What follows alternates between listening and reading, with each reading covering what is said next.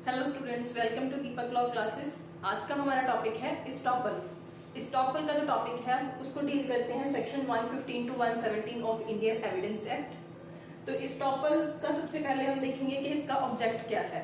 तो स्टॉपल का सबसे पहले ऑब्जेक्ट क्या है? To prevent the fraud. तो कहते हैं कि कोई भी फ्रॉड है उस चीज को बचाने के लिए स्टॉपल की जो डॉक्ट्रिन है उसको इंक्लूड किया गया है, सो दैट जो दोनों पार्टीज टू द केस है उनको जस्टिस प्रोवाइड किया जा सके। उसके बाद आती है इसकी काइंड्स। तो कहते हैं स्टॉपल की क्या काइंड्स हैं? इसकी 3 काइंड्स हैं। फर्स्ट है बाय डीड, सेकंड है बाय रिकॉर्ड, थर्ड है बाय कंडक्ट। तो जो इंडियन एविडेंस एक्ट है उसमें सिर्फ बाय कंडक्ट वाला ही स्टॉपल दिया गया है, बट हम ये बाकी दोनों भी समझते हैं। सबसे पहले है बाय डीड। तो कहते हैं स्टॉपल बाय डीड क्या होता है? बाय डीड का मतलब क्या होता है कि एग्रीमेंट। कहते हैं अगर पार्टीज के बीच में कोई एग्रीमेंट हुआ है और बाद में अगर कोई पार्टी, दोनों में से कोई भी पर्सन उस चीज को डिनाई करता है तो उसको स्टॉप किया गया है कि वो बाद में अपनी स्टेटमेंट को डिनाई नहीं कर सकते हैं। तो अगर उन्होंने एग्रीमेंट में कुछ भी लिखा हुआ है तो कोई भी पार्टी बाद में जाके उससे नहीं पलट सकती। तो इसको बोलते हैं स्टॉपल बाय डीड। सेकेंड आता है बाय रिकॉर्ड।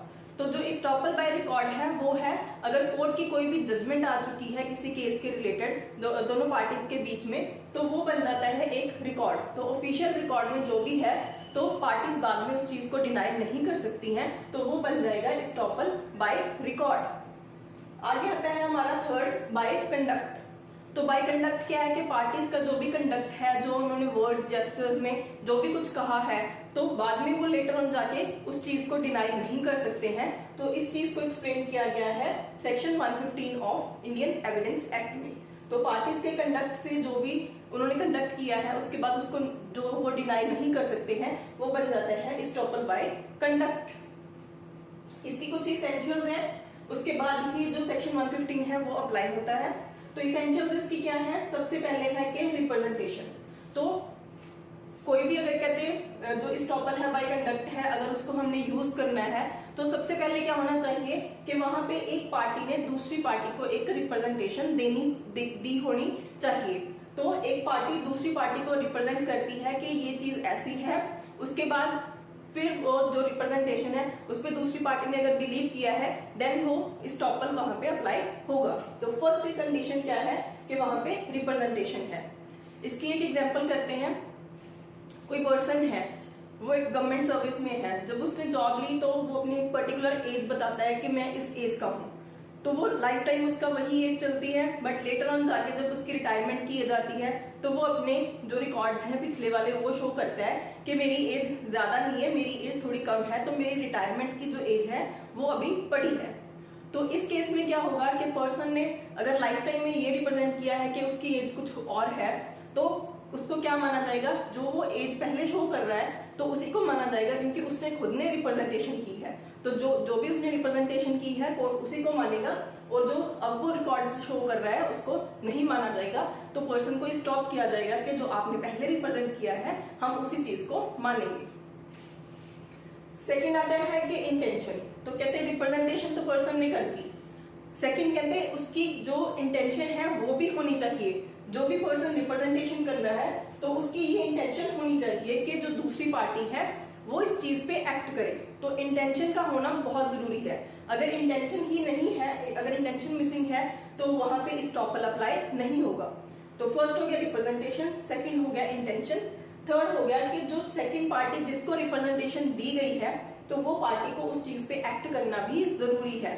तो पार्टी का जो भी रिप्रेजेंटेशन दी गई है उस चीज पे वो बिलीव भी कर रही है कि जो पर्सन बोल रहा है वो सही है, तभी कहते क्या बनेगा, ये स्टॉपल अप्लाई होगा। तो 3 कंडीशन है कि फर्स्ट पर्सन ने रिप्रेजेंटेशन की है, उसकी इंटेंशन होनी चाहिए रिप्रेजेंटेशन करने की, एंड थर्ड क्या है कि जो सेकंड पार्टी है उस चीज पे वो एक्ट कर रही है, उस चीज पे वो बिलीव कर रही है, तभी कहते हैं कि जो स्टॉपल बाय कंडक्ट है उसको हम अप्लाई कर सकते हैं। इसकी हम एक एग्जांपल करते हैं। जैसे ए है, वो बी को बोलता है कि ये पर्टिकुलर जो प्रॉपर्टी है ये मेरी है। उस चीज पे बी क्या करता है? बिलीव कर लेता है और वो उस प्रॉपर्टी को खरीद लेता है, क्या कहता है कि मैं इस प्रॉपर्टी को खरीद रहा हूं। बट एक्चुअल में क्या होता है कि वो प्रॉपर्टी ए को बिलोंग नहीं करती है। लेटर ऑन जाके कि 6 मंथ बाद या 1 ईयर बाद वो प्रॉपर्टी एक्चुअल में ए की बन जाती है। तो अभी बी उसको बोल सकता है कि ये प्रॉपर्टी अभी तेरी बन गई है तो मुझे ये प्रॉपर्टी की सेल कर। तो यहाँ पे जो ए है वो इस चीज को डिनाई नहीं कर सकता कि मैं ये प्रॉपर्टी तुझे सेल नहीं करूंगा, क्योंकि वो उस पर्सन ने क्या किया है, रिप्रेजेंटेशन दी है, उसकी इंटेंशन भी थी, एंड जो सेकंड पार्टी थी उसने उस चीज पे एक्ट भी कर दिया। तो अभी ए को जो प्रॉपर्टी है वो बी को सेल करनी पड़ेगी। यहाँ पे जो ए पे क्या लग जाएगा, स्टॉपल लग जाएगा।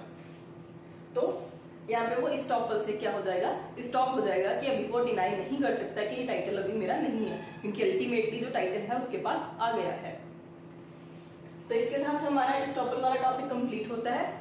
आई होप कि आपको ये समझ में आया होगा। अगर आपको आज की वीडियो अच्छी लगी हो तो हमारे चैनल को सब्सक्राइब करें, हमारी वीडियोस को लाइक करें और दूसरों के साथ शेयर करें।